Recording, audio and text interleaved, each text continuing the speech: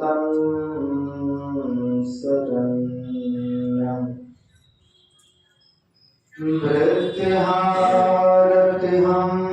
प्रणतपारभवाधिपोतं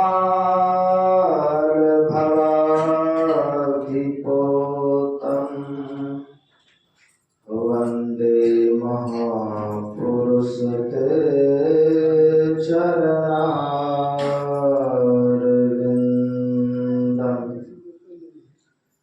आदि गुरुदेव अनादि गुरुदेव अनंत गुरुदेव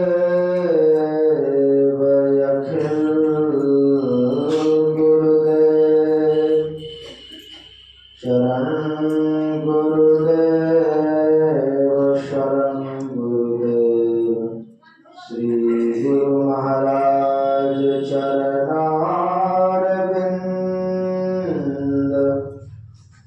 नमो नमस्ते। बोल सद्गुरुदेव भगवान की जय। गुरुदेव भगवान की जय। गुरुदेव भगवान की जय। अखिल विश्व ब्रह्मांड नायक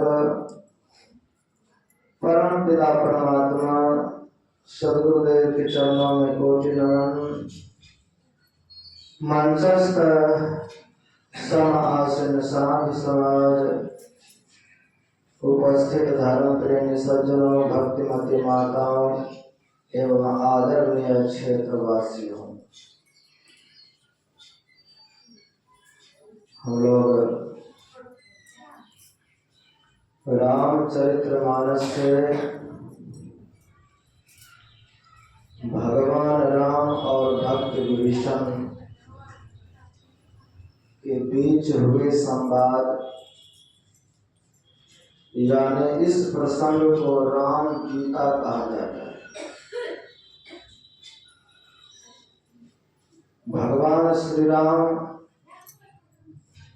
और भगवान श्री कृष्ण दोनों ने धर्मोपदेश दिया है। और किस परिस्थिति में? जब चारों तरफ मार काट चल रहा है कि कब किधर से तीर चलेगा और मार डालेगा। महाभारत के युद्ध में तो युद्ध अभी प्रारंभ नहीं हुआ था, पहले अर्जुन भयभीत हो गए। तो वहां पर भगवान श्री कृष्ण ने यह दृढ़ ज्ञान कोई और ना सुन सके, सबको पत्थर रूप में बना दिया। सिर्फ अर्जुन ही सुने थे, हनुमान जी ने सुने थे, भगवान शिव ने सुने थे। तो उस विकट परिस्थिति में ज्ञान दिया है। और यह भी भगवान श्री राम और विभीषण जी का जो संवाद है, यह तो भयावह युद्ध था। और उसी के बीच में अर्जुन विषाद हुआ, अर्जुन को तो वहां ज्ञान दिया। निषाद को विषाद हुआ तो वहां पर लक्ष्मण जी ने ज्ञान दिया। और यहाँ पर विभीषण जी, यह प्रसंग शिव महापुराण में भी है। जब त्रिपुरासुर को नाश करने के लिए भगवान शिव तैयार होते हैं, वहां पे धर्म में रथ का वर्णन है। हम लोग प्रसंग श्रवण कर रहे थे। अंतिम दोहा में कहा गया कि महा अजय संसार रिपु का ये संसार क्या है? का बहुत कठिनता से जीतने योग शत्रु। हमारा शत्रु कौन है? महाअजय संसार रिपु का यह संसार रूपी जो शत्रु है, इस शत्रु पर हम कैसे विजय प्राप्त करें। हम मरना नहीं चाहते हैं, फिर भी मर जाते हैं। बरबस जबरदस्ती कहते परवश जीव स्ववश भगवान था। हम जीव क्या है, परवश है, दूसरे के बस में। जैसे हम बैल को नाथ करके खूटा में बांध देते हैं, किसान की अपनी मर्जी है, कब इसको खाना देंगे, कब पीना देंगे, जब मर्जी तब हल में जोत लें, कि बैलगाड़ी में लगा लें, कोड़ा ऊपर से मारे, उसके अधीन में है तो कुछ भी कर सकता है। जब मर्जी तब बेच दें कसाई में, उसकी अपनी मर्जी। तो वो बस में है, किसान जैसा करे वैसा करना पड़ेगा। जैसे बैल को किसान अपने बस में रखता है नाथ करके, उसी तरह इस संसार में हम सब जीव नथे हुए, इसलिए जो बंधा है उसको पशु कहा गया। भगवान शिव को पशुपति नाथ कहा, क्यों? बैल का स्वामी है, घोड़ा का स्वामी। हम सब जीव जो बंधे हुए हैं उनके नाथ, इसलिए पशुपति नाथ कहा गया। तो हम सब परवश में हैं। हम चाहते हैं बहुत दिन संसार में जिए, लेकिन बीच में एंटर हो जाए, मर जाए, उसकी मर्जी है आपको कब मारना, कब संसार आपसे छुड़ा लेना है, कब फिर आपको जन्म दे देना। जबरदस्ती हमारे साथ हो रहा है, इस जबरदस्ती को हम लोग सह रहे हैं। परवश है, परवश जीव स्ववश भगवंता, भगवान ही सिर्फ स्वतंत्र है। संसार में सब परवश, सब किसी न किसी के बस में है। ये संसार हमको अपने बस में रखा है, हमको यहीं से स्वतंत्र होना है। कैसे स्वतंत्र होंगे? इसको जीतना पड़े। ये इतना प्रबल शत्रु है काल कि जब तक हम इसको नहीं मार देते तब तक ये हमको मारता रहे। ये जो मृत्यु है, ये मृत्यु क्या है? जीव का ये पूरी तरह से हार, ये हार गया, जीव मर गया। विजय कौन हुआ? जिसने संसार को जीत लिया उसी का नाम महावीर। जीत सका जो वीर, वही महावीर है संसार में, जो मोक्ष को प्राप्त कर लिया, जिसने अपने शत्रु को मार दिया, जो दोबारा हम संसार में लौट करके नहीं आ सकता इस दुखमय दुनिया में, का वही एक वीर है संसार। जो मर गया आप पूरी तरह से हार। तो हमारी हार ना हो, हम विजय को प्राप्त कर लें, इसके लिए क्या करना पड़ेगा? तो इसी के लिए धर्म रूप रथ पर आपको बचना पड़ेगा। नीचे से आप जीत नहीं सकते। जब तक हम अधर्म पर रहेंगे तब तक हम मारे जाएंगे। तो इस प्रबल शत्रु कौन सा है? कि रावण क्या है? रावण काम का रूप है। मेघनाद ये क्रोध का रूप है, और उनके भाई कुंभकर्ण वो लोभ का प्रतीक। ये तीन प्रतीक है, काम, क्रोध और लोभ। ये प्रबल खल शत्रु है। इसी के कारण से हम इन्हीं के वश में हम पूरे संसार के मनुष्यों का शांति किसने हरण कर रखा है? एक काम कैसा है? जिसने सबके शांति को हरण कर रखा है, वह कामी रावण। रावण जैसा कामी जिसने भगवान के पत्नी को भी नहीं छोड़ा, उसको जब हरण कर लिया तो साधारण लोगों की क्या गिनती होता होगा समझ। किसी की सुंदर पत्नी है उसको छीन लेता था सीधा। गोस्वामी जी लिखते हैं ऐसा कौन मूर्ख होगा कि रावण की पत्नी का बखान करे कि कितना है, कौन उठ जाएगा उसको गिनने के लिए।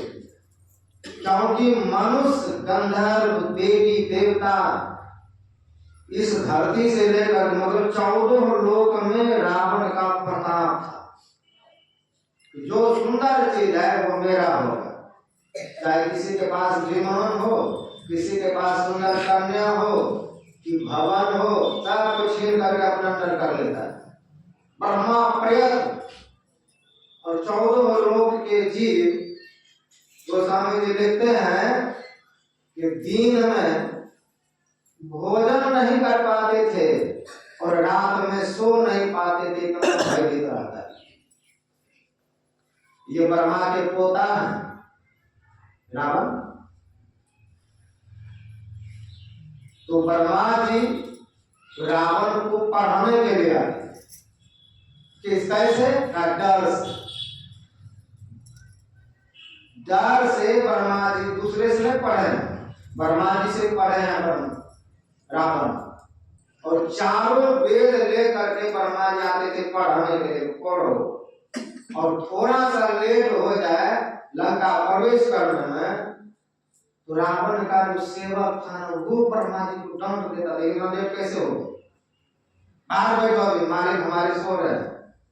ऐसा प्रकार था कि उसका छोटा मोटा सेवक ब्रह्मा को ढूंढ के बाहर खड़ा कर देता, कहीं बाहर रहिए, जब आज्ञा होगा तब अंदर जाइए।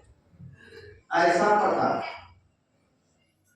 भगवान शिव के वो चेला नहीं थे, लेकिन भगवान शिव डर के मारे सुबह सुबह लंका पहुंच जाते। इसलिए रावण मेरी पूजा कर। अगर भगवान शिव जाने में थोड़ा देर कर दे तो 3 ही देर में तो पहुंच जाता था वो, सीधे कैलाश पर्वत पहुंचे और वहां पर हिलाना प्रारंभ कर। तो ऐसे उत्पाती चेला आश्रम न आए, मेरे पास न आए, इसलिए हम ही चले जाते। बताइए, ऐसा था रावण चेला। तो कहते हैं स्वयं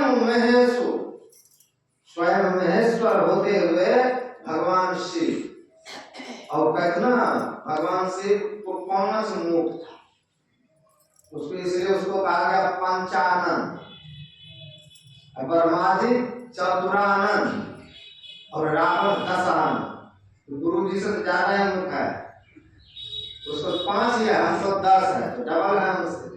तो भगवान शिव स्वयं जाए और पूजा करवाए, और पूजा करवाने के बाद लौट करके ऐसा तो रावण का पता है, तो फिर छोटे मोटे का कोई पता ही नहीं।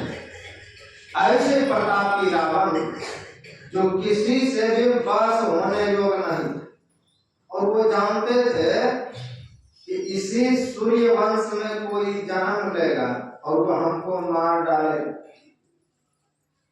उधर अकेला रावण रहा, इधर राम जी के खानदान में सैकड़ों हजारों राजा हो, और किसी न किसी भेद लगा कर उसको मार देते थे।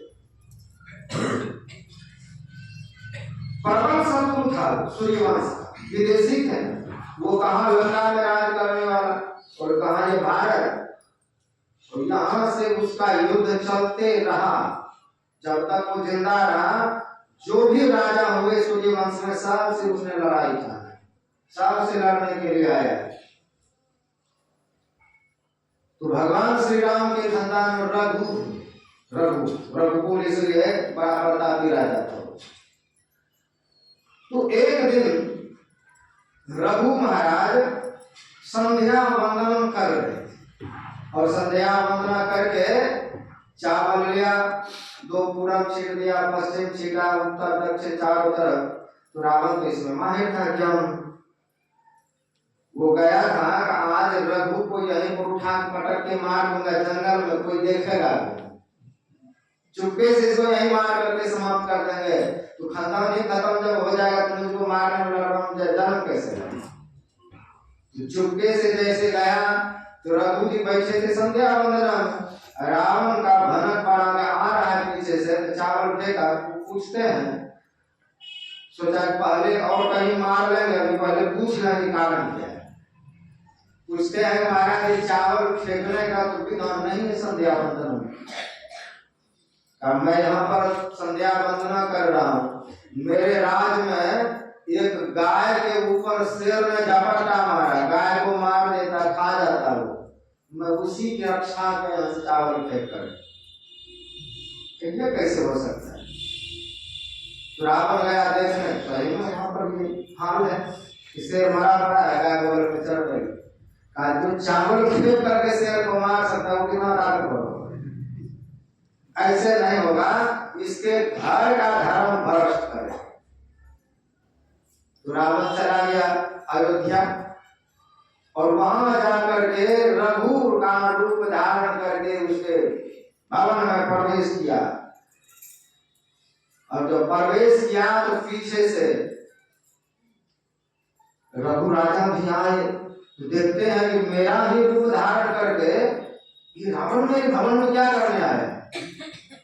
जैसे पीछे से गया रावण तो भक्त से दिमाग हड़बड़ा गया, वो इधर गति कैसे आ गया यहाँ पर। उसी समय रघु राजा ने अपने धनुष पर बाण चढ़ा लेकर उनको मार ही डाला। मारने के लिए जैसे धनुष पर बाण चढ़ाए, उसी समय ब्रह्मादि प्रकट हो गए कि तुम इसको मत मारो, ये तुम्हारे हाथों से इसका मरना नहीं लिखा, दो उनको तीर दे। तो वह तीर ब्रह्मा जी ने ले ली। ब्रह्मा जी ने शिव जी को दे दिया, इसको सुरक्षित रखिए, इसी से एक दिन रावण मरेगा। जो रघु के भवन पर चढ़ गया है, उसके धनुष पर ये चढ़ा हुआ तीर है, इसी से एक दिन रावण मरे। और पता चल गया रावण को, शिव जी को रिझा कर कौन है, और उस बाण को लंका में जाकर दीवार में चढ़वा दिया। ना कौन रहेगा ना हम मरे। बड़ा काबिल है रावण। 7 करोड़ वर्ष तक रावण धरती पर, 7 करोड़ वर्ष, 7 करोड़ वर्ष रहे। उधर अकेले वो तीसरे नंबर पे रावण, उधर इधर राम जी खानदान में कितने राजा, एक राजा हो। ये प्रबल शत्रु है, और जहां जिसका अच्छा चीज देखता है उसको छीन लेता है, सीधा करता ये मेरा है। ऐसे रावण, ऐसे प्रबल, ऐसे काम जो हमारे भीतर में छिपा हुआ है, इस काम विजयी एक लीला है। कैसे हम काम को मार डालें, काम ही रुलाता है सबको। जिसको बहुत काम है वो रो रहा है कि इतना काम है कि मैं सत्संग में नहीं जा पाता, और जिसको काम नहीं है वो भी रो रहा है, महाराज कोई काम भी नहीं चलता है, क्या करें, पैसा कोई नहीं होता, कोई काम ही नहीं। तो अधिक काम वाला भी रो रहा है, कम काम वाला भी रो रहा है। संसार को यही काम रुलाता है। तो काम रावण है, और इसी रावण के चलते सब दुखी है, सबको ये रुला रहा है। इसको जीतना है, इसको मारना है। तो कैसे मरेगा, इसके लिए धर्म रथ पर आपको सवार होना पड़ेगा। तो रावण सबने किया। जब दशरथ जी बड़े हुए तो रावण सोचते हैं दशरथ को मार डाले, उसको मारने का बहुत प्रयास किया। सोचा इसका विवाह ही ना होने, जिस लड़की से विवाह होने वाला था दशरथ का, कौशल्या जी से, उसका अपहरण कर लिया। अपहरण करके काट के बक्से में बंद करके फेंकवा दिया समुद्र। ऐसे ही लीला हुआ है। कौशल्या जी का अपहरण हो गया। अंततः उधर बाराती लेकर के चले, और रास्ते में ही दशरथ जी और कौशल्या जी का मिलन होता है। बक्सा जो भांसता हुआ जा रहा था, उसको पकड़वा करके देखा, किसी से विवाह होने वाला, वहीं पर विवाह कर। तो बहुत जुगाड़ू था रावण कि हर एक तरह चाहता था किसी तरह ये छिन्न भिन्न हो जाए, दशरथ का विवाह ना हो। और राम जी जब जन्म लिए हैं, कहते जब सरयू में स्नान करने के लिए राम जी गए हैं अपने पिता के साथ में, तो वहां ग्राह बन करके गए, और व्याह बन करके जब गए हैं तो भगवान राम का पैर पकड़ लिया। अब पैर जब पकड़ लिया तो भगवान राम उसका मुंह फाड़ना ही चाहते थे, दशरथ जी रोक दिए। अरे बेटा इसका स्वभाव ही ऐसा, छोड़ दे इसे। छोड़ तो दिया, लेकिन जब लक्ष्मण जी को बाण लगा है, वहां पर राम जी रोते रोते यह बात बोले हैं, अगर मैं जानता कि आगे चलकर के मेरे भाई को इस दुर्दशा में पहुंचा देगा तो मैं पिता का वचन नहीं मानता, वहीं पर इसको फाड़ दो। महाराज जी बोले कि अगर मैं जानता कि आगे चल करके लक्ष्मण को यह हानि करेगा, मैं रावण को वहीं पर फाड़ दे, पिता का वचन मैं नहीं मानता। उसको मारने का सतत प्रयास किया है। तो आज रावण रथ पर आए हैं, संपूर्ण तरीका से आए हैं युद्ध करने के लिए। अंतिम युद्ध है और अंतिम युद्ध में अंतिम बल प्रदर्शन करने के लिए आए हैं। और विभीषण जी अपने भाई को तो खूब जानते हैं, लेकिन भगवान को नहीं जानते इसके पास कितना सब बल। तो भाई को खूब जाना है, उनका बेटा इंद्रजीत है, वो भी मार गए। तो विभीषण अपने भाई को, उनके बल को खूब जानता है, लेकिन भगवान के बल का था नहीं है। ऐसे सुग्रीव अपने भाई को खूब जानता था, मेरा भाई इतना बली है। भगवान राम से मित्रता होने पर शक करता रहा कि पता नहीं राम जी मेरा भाई को मार नहीं पाएगा, क्योंकि वो काल के समान नहीं मार पाएगा। तो राम जी के सामने रखा कि प्रभु हे मित्र, मेरा भाई इतना बड़ा बलवान है, तो रोज वो तीर मारता था, ये तीर जो 7 तार था उसमें 8 बार बोला। चलो देख लेते हैं कैसा पेड़ है। तो भगवान गए, ऐसा तीर मारा कि 7 पेड़ काटे गिरा। तब कहा मार तो दिए, लेकिन मेरा भाई ऐसा बलवान था कि दुंदुभी नाम का राक्षस को पूछ पकड़ के घुमा के फेंका था, तो मतंग ऋषि के आश्रम के भी पार गिरा, इतना बलवान। अब उसी राक्षस के मुंह से रक्त जो गिरा मतंग ऋषि के आश्रम पर छीटा पड़ा था, तो वही बाली को श्राप दिया, जिस दिन बाली इस पर्वत पर चढ़ेगा उसी दिन मर जाए। इस डर से बाली वहां नहीं जाता था, क्योंकि पूरे दुनिया भगा के मारा। तो सुग्रीव बार बार भगवान पर शक करता रहा, भगवान अपना परीक्षा दे दे करके पास किया, तब कहाँ हो सकता है। अब उसके बाद पीठ पिटैया खा करके जब आए सुग्रीव, तो वहां भी उसका दिमाग खिसक गया। भगवान को बहुत भला बुरा बोला, अगर मारना ही नहीं था हमको मरने के लिए क्यों भेजे, आपसे मैं पहले कहा था आपसे नहीं मरेगा। मुझे भगवान सामने है, उस पर सब विभीषण जी को वही हुआ है। भाई के बल को खूब जानता है, लेकिन भगवान के बल से परिचित नहीं है। इसलिए कहते हैं नाथ न रथ नहीं तन पद त्राना, केही विधि जीता जो वीर बलवान। ये वीर भी और बलवान भी है, छली भी और कपटी भी है, इस बार कैसे जीतिएगा। तब भगवान कहते हैं ऐसे दुष्टों को जीतने के लिए धर्म रूपी रथ चाहिए, और मैं अपने रथ पर सवार हूं। का प्रभु हमें वह रथ दिखाई नहीं दे रहा है, कैसा वो रथ है। का धर्म में रथ है, मैं भी रथ पर सवार हूं, मैं धर्म रूपी रथ पर सवार हूं, वो अधर्म रूपी रथ पर सवार है। का प्रभु दिखाई कहां रहा है।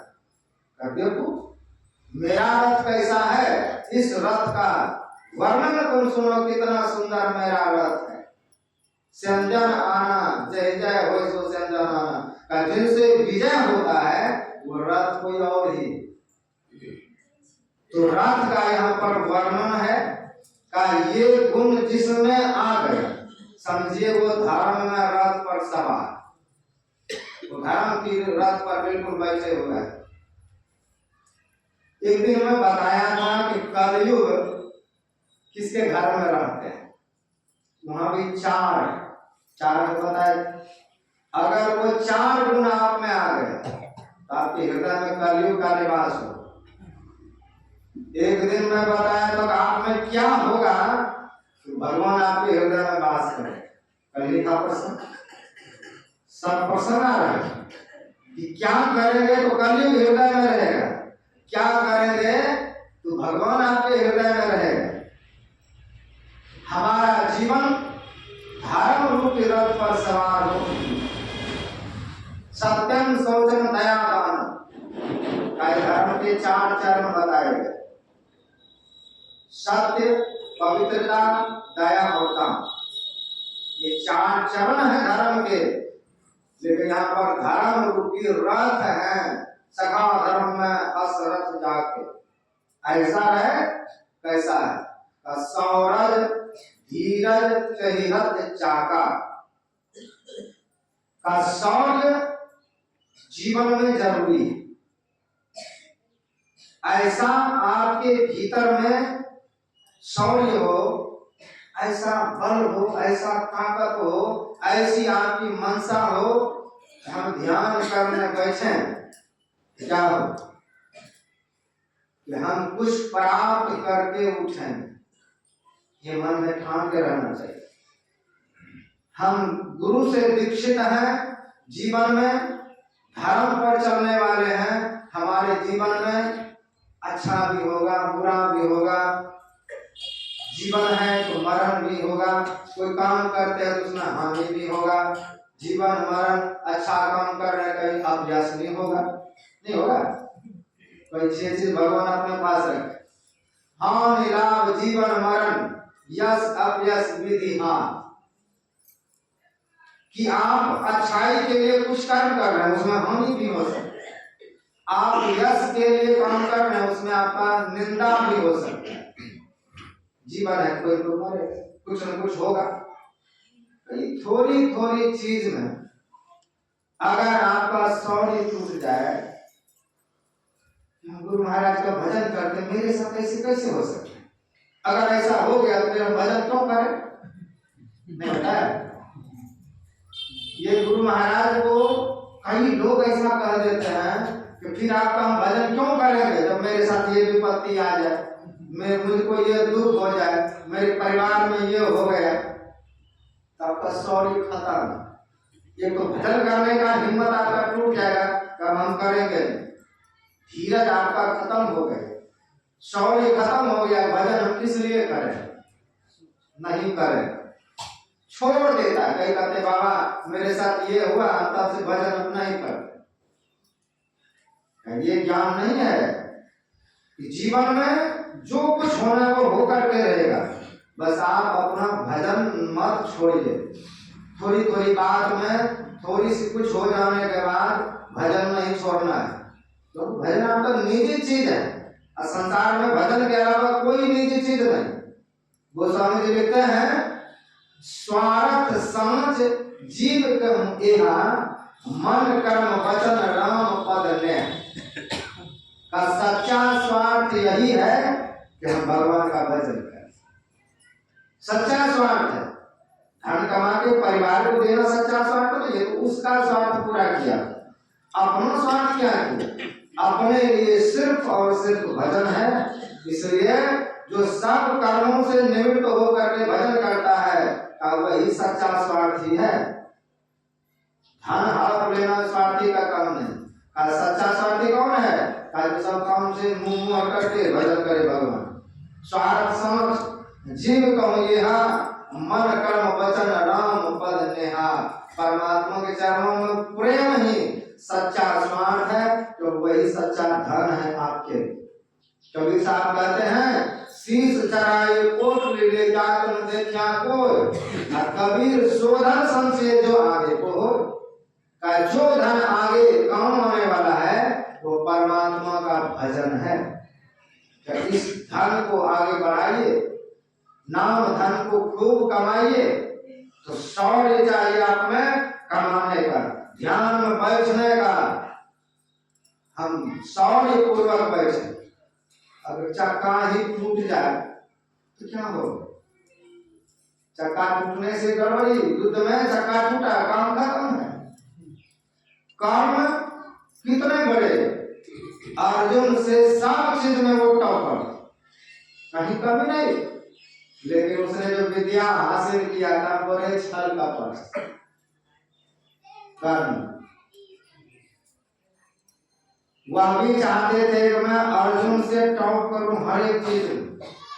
इसलिए वह भी द्रोणाचार्य के पास गए, महाराज हमको भी विद्या सिखाइए, मैं भी यह अस्त्र शस्त्र सीखना चाहता हूँ। कहा तुम राजा के बेटे हो, मैं सिर्फ राजा के लड़के को ही सिखाता हूँ। अब वो तो किसी और ने पाला पोसा था उसको, तो राजा का तो बेटा नहीं था संसारिक दृष्टि से। तो वह जब उसको मना कर दिया द्रोणाचार्य, तब वो सीखने के लिए जो उस समय धरती के सबसे खूंखार गुरु कहा जाए परशुराम जी महाराज, जिसने 21 बार इस धरती को क्षत्रियों से विहीन कर दिया, 21 बार। ऐसे वो खूंखार थे उस समय पर। उनका चेहरा बनने के लिए गया, कपट वेश धारण कर ब्राह्मण बन करके गया, तो माथा मुड़ा लिया, चोटी बड़ा बड़ा रख लिया, सफेद वस्त्र पहन लिया, गरम पहन लिया, और उनके आश्रम में गए हैं। सब कुछ झूठ बता करके मेरे पिताजी है, माताजी है, ये फलना ठिकाना में ब्राह्मण जाति का, और कुंजली हो गए। और इतना सेवा किया कि परशुराम जी महाराज उस सेवक के बस में हो, सेवा के भाव में बसीभूत रहता था। जो सीखना सीखो, कर्म ये सीख लो, वो सीखो, अपने भी सिखाने लगा। जब शिष्य ऐसा हो जाए तो गुरु फिर कुछ छुपा के नहीं रखे, वो सब चीज उसको बताते जा रहे हैं। जब नींद आ जाए तो कर्म के गोद में माथा रख के सो जाते। इतना बड़ा शिष्य था परशुराम जी महाराज।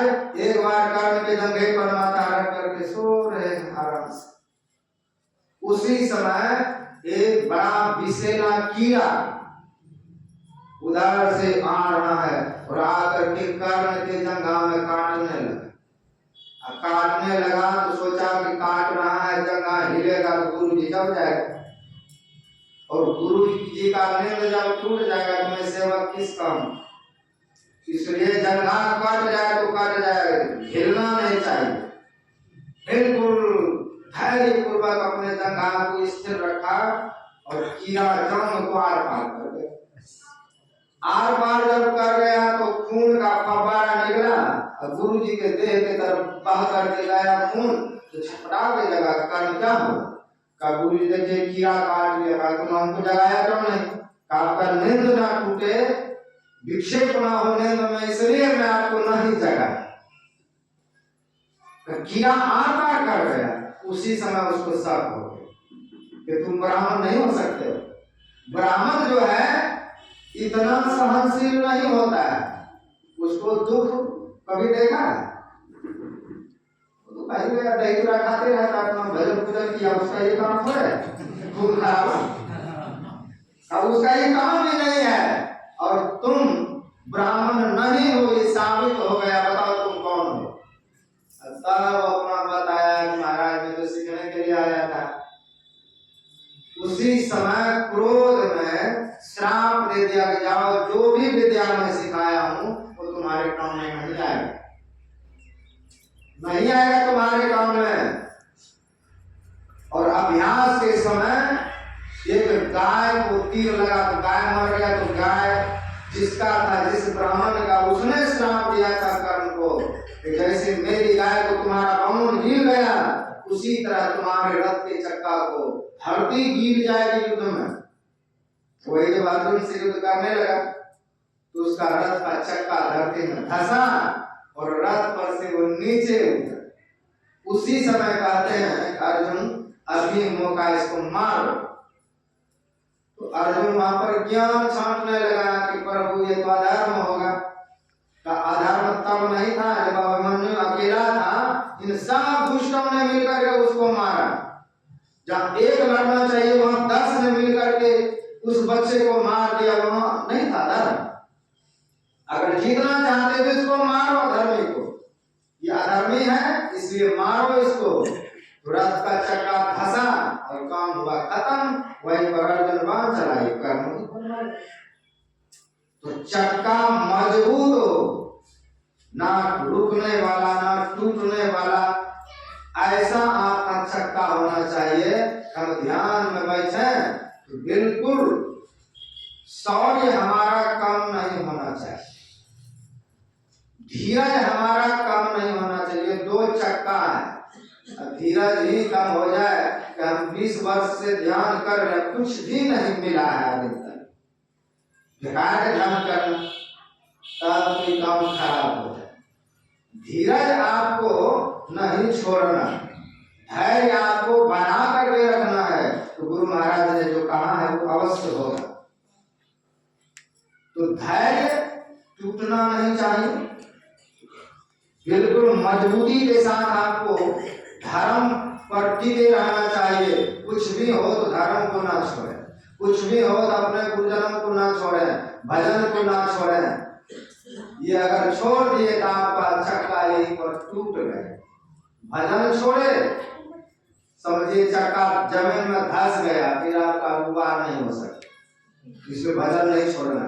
शास्त्र में आया कि जो गुरु मंत्र ले लिए है वो मंत्र का कभी त्याग न करे।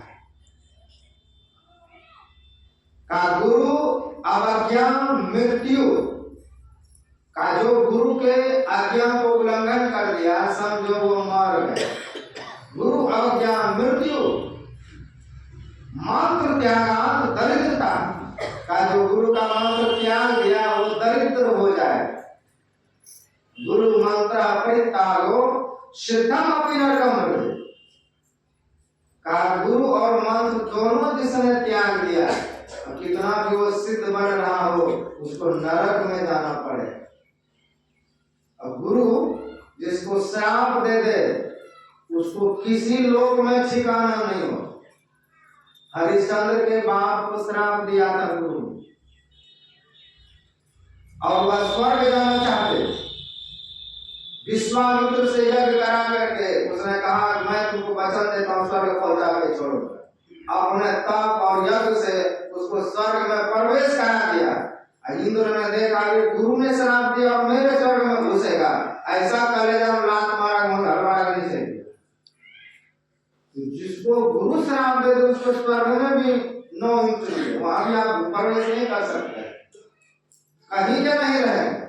इसलिए गुरु के ज्ञान को ना छोड़ना है, ना वहां से पीछे मुड़ना है, बिल्कुल आगे विजय की ओर हमको जाना पड़ेगा। तो अपने धैर्य को बिल्कुल नहीं छोड़ना। धैर्य गया काम खत्म है। महाभारत में प्रसंग आता है कि जब युद्ध पांडव लोग विजय प्राप्त कर चुके, बिल्कुल अब कोई नहीं बचा, सब के सब खत्म है। दुर्योधन युद्ध भूमि में पड़ा हुआ है, उसका जंघा टूटा हुआ है। कौवा उड़ उड़ करके आते हैं, गिद्ध उड़ के आते हैं, इसका आंख नोच करके खा। अब वो लेटा हुआ एक आंख से हट उठ कर रहा है, गिद्ध उस पर झपट्टा मारता है। शेर, अलग अलग जानवर, गिद्ध, क्योंकि जिंदा है, जंघा टूटा है तो मरना समय। कहते उसी समय उसका मित्र आया अश्वत्थामा, और मित्र जब आया अश्वत्थामा तो कहते हैं कि मित्र अगर हमको तुमने सेनापति बनाए होते तो आज ये दिन तुमको नहीं देखना पड़ा, तूने भीष्म पितामह को बनाया, हमको तो नहीं बनाया। तो दुर्योधन कहता है अभी भी क्या बिगड़ा है, अभी भी क्या बिगड़ा है कि तुम बन जाओ सेनापति। तो जंघा टूटा हुआ है, रक्त बह रहा, वही रक्त हाथ में लेकर के अश्वत्थामा को टीका कर दिया, जाओ तुम सेनापति, सेना है कि नहीं। फिर भी सेनापति बनने के लिए मान बिना सेना के सेनापति। तो कहा ठीक है, तुम अगर सेनापति पद पर हमको नियुक्त कर ही दिए हो तो आज मैं दिखा देता हूं अश्वत्थामा क्या है। संध्या काल चल रहा है, उसी समय वो चले तो चलते चलते एक जंगल में जब गुजरते हैं तो वहां देखते हैं कौवा और उल्लू का भयंकर लड़ाई। उल्लू को दिन में नहीं दिखाई देता, कौवा उसको रपेट के मारता। रात्रि में कौवा को नहीं दिखाई देता तो उल्लू रपेट के मारता। एक दिन उल्लू ने विचार किया कि दिन में तो हमको परेशान करता ही है, रात में मैं इसके पूरे खानदान को उजाड़ दूं, उसके घोंसला में घुस घुस कर करके बच्चे को मार डाले, बड़े कौवा को मार डाले, सब कौवा का पथार लग गया। ये अश्वत्थामा देख ली कि एक उल्लू कैसे पूरे कौवा के प्रजाति पर हावी हो गया। तो रात्रि का समय, हमको भी यही करना चाहिए। अभी संध्या का समय हो रहा है, अभी सब सोएगा और सोए में पांचों पांडवों को मार डालूंगा। लेकिन भगवान जिसके साथ में है, भगवान ने देखा आज विजयी का दिन है, विजय का जो उत्सव होता है उस उत्सव में बहुत सतर्क रहना चाहिए व्यक्ति। विजय के दिन, क्योंकि उस दिन भी दुश्मन को मौका मिल जाए तो आपको पार कर सकता है। इलेक्शन सब में विजय हुआ, उधर कहीं गोली मार दिया, कहीं कुछ हो गया, तो विजय के दिन में आलस नहीं रखना चाहिए।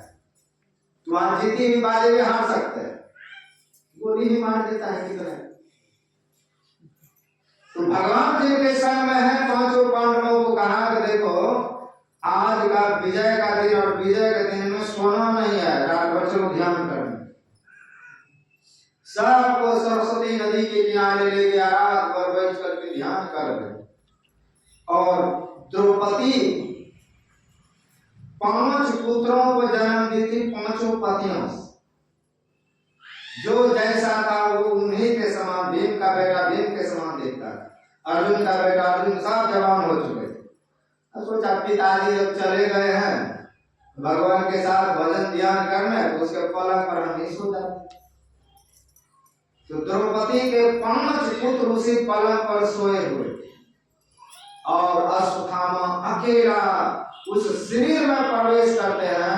एक एक सैनिक को तीर मारते जाते हैं और देखा जब सब मर गया तो तलवार निकाला और सोए हुए द्रौपदी के 5 पुत्र को निंद में तलवार से सबको काट दिया। तलवार से काट करके सबके बाल को पकड़ लिया, 5 मुंडी को हाथ में ले करके बड़े मस्ती के साथ टहलते हुए गया और दुर्योधन को कहा है, मित्र काश तू पहले हमको बनाता, आज तुम राजा होता, लेकिन फिर भी तुम्हारी अंतिम इच्छा को मैं पूर्ण किया। लो 5 पांडवों का सिर उसके सामने रख दिया। तो कहा देखो सबसे तो हमको मतलब नहीं, लेकिन भीम का सिर हमको दिखाओ कहाँ। तो भीम का सिर उठा करके दिया तो उसने एक हाथ से दामा तो पपीते की तरफ पछक गया, हट गया। अब फट गया तब तो दुर्योधन रोने लगा, अरे ये तो भीम का पुत्र है, ये तो भीम का बेटा है, तुमने तो हमको कहीं का नहीं छोड़ा, ये तो मेरा भतीजा था, भूले भटके कभी मेरे नाम से भी जलांजलि दे देता। अरे तूने तो उसको मार दिया, 5 पांडव को कुछ नहीं किया है। तो ये उनके द्रौपदी के 5 पुत्र हैं और इसी संताप में दुर्योधन सिर पटक पटक के मर गया कि मैंने किसको तिलक दे दिया, मैंने किसको उस पद पर बैठा दिए, कहा नमस कर दिया, इस कुल को ही खत्म कर दिया। कम से कम मेरे कुल का तो था, 5 बेटा जिंदा था, कम से कम ये कुल को आगे बढ़ाता तो पांडव वंश भी खत्म कर दिया, मेरा तो हो ही गए, तो कोई भी नहीं रहा, को नहीं देने वाला। यही सोच करके वह तरफ तरफ करके मर गया। तो अश्वत्थामा को जब पता चला 5 पांडव जीवित है तो अब वो हमको जिंदा नहीं छोड़ा,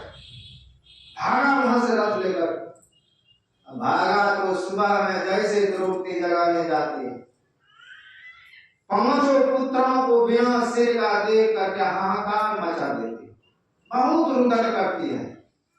पांचों पांडव आए, भगवान लेकर के जब आए तो शिविर में तो पूरा हताश था कि अब कोई बचा ही नहीं, किसके लिए जीते इतना महाभारत का युद्ध।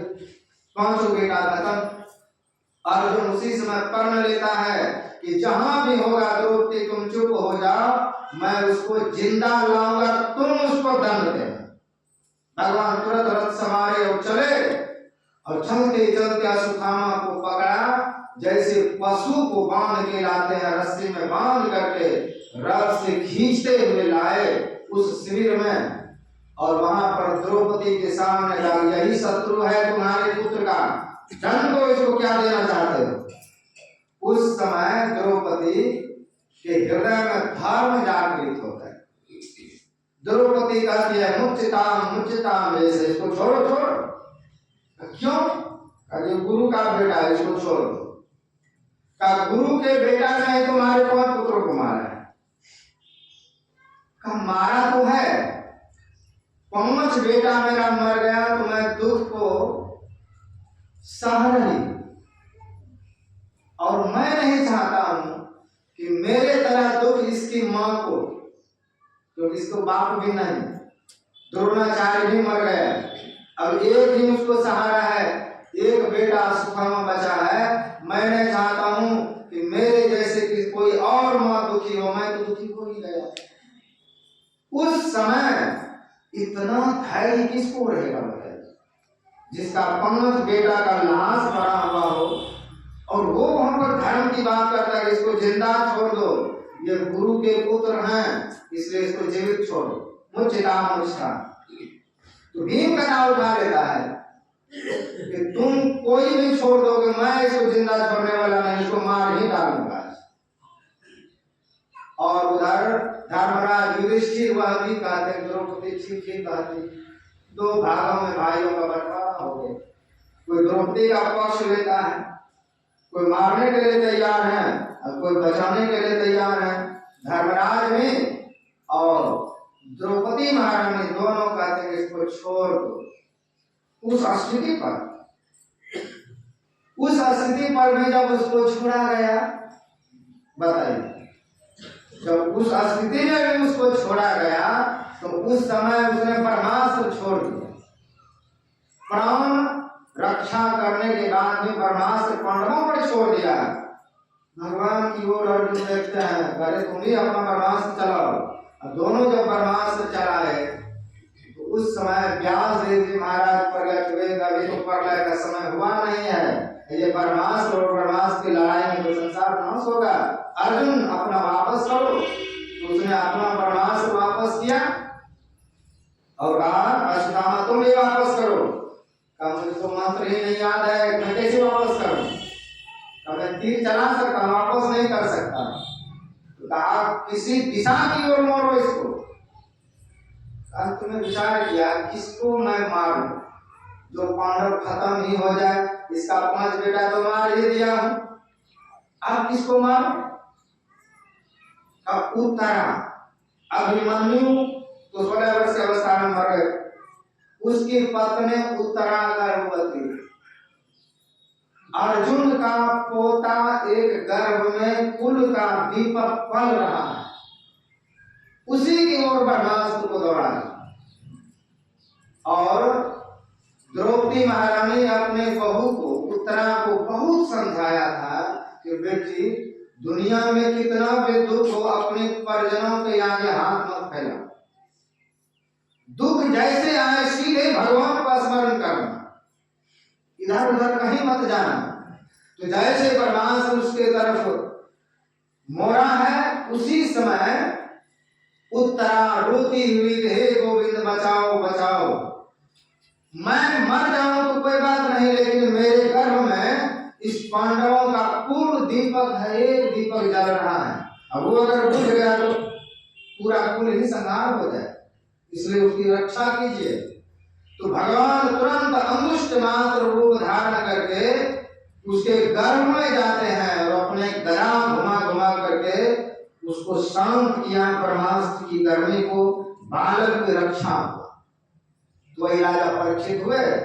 तो कहते ऐसे भीषण परिस्थिति में भी जिसके हृदय से धर्म न जाए, धर्म की बात न जाए, धर्म पर अडिग रहे, तो उसी को कहते हैं महारानी द्रौपदी, जिसने 5 पति तो हैं लेकिन 5 पतियों को धैर्य से बंद करके रखते, 5 पतियों को अपने धर्म से बंद करके रखते हैं। तो कहा कितना भी परिस्थिति आ जाए, भगवान को कभी उड़ाना नहीं दिया कि हे गोविंद तुम्हारे हृदय मेरा 5 बेटा मर गया, मैं तुम्हारे क्यों बदल दूं, क्यों तुमको मैं मानूं, कभी नहीं, स्वप्न में भी नहीं।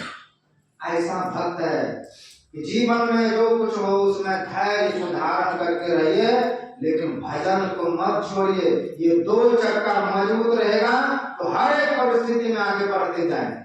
सौर धीरज धीरज चाका, सत्यशील का सत्य पर चलेंगे तो जगमग होगा जीवन, लेकिन डूबेगा नहीं। सत्य झुक जाए लेकिन हार नहीं सकता है, इसलिए सत्य के जगह पर चलना सीखिए। का सत्य के डंडे में शील का पता था। शील नम्रता को कहते, नम्रता जीवन में हो। और ये जो पंचशील है, पंचशील का पता का, जैसे पाकिस्तान है, चीन है, अन्य देश हैं, तो उनके जहाज में, विमान में जो भी युद्ध पोत है, सब में अपना अपना झंडा होता है, रथ में अपना झंडा होता है। भारतीय ट्रेन है उसमें तिरंगा लगा है, भारत के जो भी ट्रक है उसमें तिरंगा लगा हुआ है, जहाज है उसमें तिरंगा लगा, पहले पता चलता है किसका जहाज है, भारत का है। ठीक उसी तरह जो धर्मवान जीव है, धर्मवान जीव में पंचशील का पताका है। कोई व्यक्ति जा रहा है, अरे तो हमारे गांव में बहुत अच्छे व्यक्ति हैं, बड़े सदाचारी हैं, उसमें झंडा दिख गया, ये सदाचारी हैं, बड़े नम्र हैं, बड़े सत्संगी हैं। झंडा नहीं है हमारे शरीर में, फिर भी शील का झंडा दिख जाता है लोगों को, ये बहुत बड़े व्यक्ति, यही झंडा आप में जो शील है। दूसरी तरफ से अगर शील को देखें, जैसे कोई कंपनी वाला दवाई में सील मार देता है, अगर आप सील को तोड़ दें और मेडिकल में जाएंगे ये दवा आपका अच्छा नहीं है वापस कर लीजिए, करेगा? सील आपने तोड़ दिया, हवा लगा दिया उसमें। जब सीता महारानी वन में राम जी चले गए हैं हिरण को मारने के लिए, लक्ष्मण जी हैं वहां पर, बड़े छल के साथ लक्ष्मण जी को बुलाया गया। तो लक्ष्मण जी सीता महारानी के सामने एक लकीर खींच देता है कि इस लकीर के आप अंदर रहेंगे तो आपको दुनिया का कोई राक्षस छू नहीं सकता है, अगर पार कर गए तब तो मेरा कोई गारंटी नहीं, कोई गारंटी नहीं, इसलिए आप उधर ही रहिएगा। तो सीता महारानी के सामने एक लकीर उसने खींच के गया और सीता महारानी पार हो गई। पार हुआ तो क्या हुआ, सीधे लंका पहुंचे। ठीक उसी तरह गुरु महाराज ने हम लोगों के सामने पंचशील का लकीर खींच दिया है। कोई झूठ नहीं बोलना है, चोरी नहीं करना है, व्यभिचार नहीं करना है, नशा नहीं करना है, हिंसा नहीं करना है। हम जब एक एक सील को तोड़ देंगे, एक एक लकीर को जब पार कर जाएंगे, ये रावण ले जाएगा कि नहीं ले जाएगा? ये रावण रूपी काम जो है ये हरण करेगा कि नहीं? 5 लकीर जो पार कर गया, गुरु महाराज का गारंटी खत्म, उसके ऊपर कोई गारंटी नहीं रहेगा। अब दीक्षा भी है, कितना सत्संग करते हैं, कितना भजन करते हैं, वो गारंटी से परे हो गया, क्योंकि आपने पंचशील को तोड़ दिया। तो पंचशील हमारा टूटना नहीं चाहिए, 5 लकीरों को पार नहीं करना, इधर ही रहना है। तो जिसके ऊपर 5 शील मार करके गुरु महाराज दिए हैं, इसको टपना नहीं है, जो उसको भी टप जाएगा। आत्मा कहते हैं गुरु बेचारा क्या है, इसके अंतर्गत रहे। तो ये धर्म में जो रथ है, इस रथ में कितने घोड़े लगे हैं? तो भगवान राम कहते हैं बल विवेक दम परहित घोड़े का कैसा बलशाली घोड़ा है? का विवेक रूपी घोड़ा है इसमें लगा। हमारा जीवन, हमारा ये शरीर, ये धर्म रथ, इसमें कैसा घोड़ा लगाना चाहिए? का बल विवेक, विवेक रूपी घोड़ा। विवेक रूपी बल हो आपके पास। अगर विवेक रूपी बल है तो आपसे कोई गलत काम नहीं करवा सकता। अगर आप विवेकवान है, हमको क्या खाना है, क्या देखना है, क्या सुनना है, आप विवेकी जीव हैं तो आपसे कोई गलत कर्म नहीं करवा सकते। तो आप विवेकवान, आप गलत रास्ते पर नहीं चल सकते हैं। इसलिए विवेक कब बढ़ेगा? बिन सत्संग विवेक न हो। विवेक क्या है? गरुड़ पुराण में लिखा है सत्संगस्य विवेकस्य निर्मलम नयनम द्वयम यस्य नास्ति नरः सोऽन्धः। का जिसके पास विवेक रूपी आंख नहीं, सत्संग रूपी आंख नहीं है, कहा वो अंधा व्यक्ति। विवेक नहीं है तभी तो आप शराब पी रहे हैं, विवेक नहीं है तभी तो आप जुआ खेल रहे हैं, विवेक नहीं है तब तो नशे में जाके एक्सीडेंट होकर मर रहे हैं। अंधा है तभी तो उसको अंधा कहा गया है, जिसको विवेक रूपी बल नहीं है, सत्संग रूपी बल नहीं है। तो कहा ये पाला घोड़ा, घोड़ा कैसा है? का बल विवेक। दूसरा घोड़ा कैसा है? दम। अब इतना दम हो साधक में अपने सब इंद्रियों को नाश करके रखें, अपने प्रत्येक इंद्रियों को दमन करके रखें। और जब हमारी 10 इंद्रियां हैं, 14 इंद्रियां हैं, सब इंद्रियों में शक्ति इधर उधर बढ़ रहा है, और 14 इंद्रियों की शक्ति जब एक जगह हो जाएगा कितना बल होगा? उस दम से हम यम को जीत सकते हैं। ऐसा दम है, ऐसा दम का साधन है। क्या ये इतना बलशाली घोड़ा है दम कि इससे हम यम को विजय प्राप्त कर सकते हैं। ये दूसरे नंबर का घोड़ा है कि हमको दमनशील होना चाहिए। कोई हमारे इंद्रिय रूपी घोड़ों को कुछ खिला करके भगाना नहीं। हम कितना परल अपना घोड़ा पाले।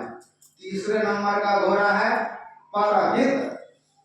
हम परहित करने में थोड़ा अपना जीवन लगाए, परहित भी करें। परहित किसको कहा? दूसरे का भला। जैसे सड़क है, सड़क पर कोई किसी से धक्का लग करके गिर गया हो, बेहोश पड़ा हुआ, आप बगल से गुजरे, अरे ऐसे रोज लोग मरता है, किसको देखेंगे, निकलते चले। अब बाद में फोन आ जा, अरे वो तो अपना ही आदमी था, तुम्हारा ये लगता है वो लगता है, और वहां से दौड़ करता है, रोते पीटते उसको हॉस्पिटल ले गए। उसको दया कहेंगे? मोह बस। वो मोह, वो दया नहीं है। दया तो तब था कि कोई नहीं है मेरा, फिर भी हम उसकी रक्षा कर रहे। अनजान अवस्था में भी हम दया धर्म निर्माण करके दे रहे। तो क्षमा कृपा समता जोड़े, ये 3 घोड़े, 3 घोड़े का 3 लगन है। क्षमा कृपा समता रज जोड़े का ये 3 रस्सी से 3 घोड़ा बंधा हुआ है। समय तो पूरा हो गया। तो कहते हैं कि 3 जो घोड़ा है 3 रस्सी से बंधा हुआ है। क्षमाशील का मेरे पास कैसा बल है? धन का बल खूब है, शरीर का बल खूब है, पद का बल खूब है। बल तो हमको बहुत है, क्या करना चाहिए? क्षमाशील होना चाहिए। बल है तो थोड़ा क्षमाशील बन करके रहिए, नहीं तो बल का आप दुरुपयोग खूब करें।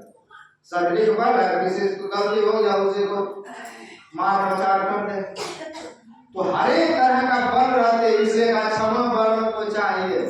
बड़े हैं धन में, पद में, प्रतिष्ठा में, छोटे से थोड़ी गलती हो जाए तो उसको क्षमा करने का भाव रखिए। ये क्षमा क्या है? रस्सी है। आपके बल वो ब्रेक, गाड़ी है, गाड़ी में स्पीड खूब है, अब ब्रेक ही फेल हो जाए तो क्या हो? एक्सीडेंट होता है। का तो उसी तरह हमारे पास बल रूपी घोड़ा है, उसको लगाम चाहिए, लगाम बिल्कुल तंदुरुस्त चाहिए। तो ये क्षमा एक लगाम है, कृपा लगाम है, क्षमता लगाम है। का ये किसके हाथों में है? ये क्षमा कृपा क्षमता किसके हाथों में रहेगा? का जो रथ को चला है, लगाम तो साथी हाथ में रहेगा। का इस भजन सारथी सुजाना का हमारे हृदय रूपी सिंहासन पर कौन बैठे? जैसे गाड़ी है, गाड़ी में ड्राइवर सारथी है, उसके हाथों में जितने लोग बैठे तो उसका प्राण होता है, वो चाहे तो सबको नाश कर दे और ठीक ठाक चले, सबको प्राण उसके हाथ में है।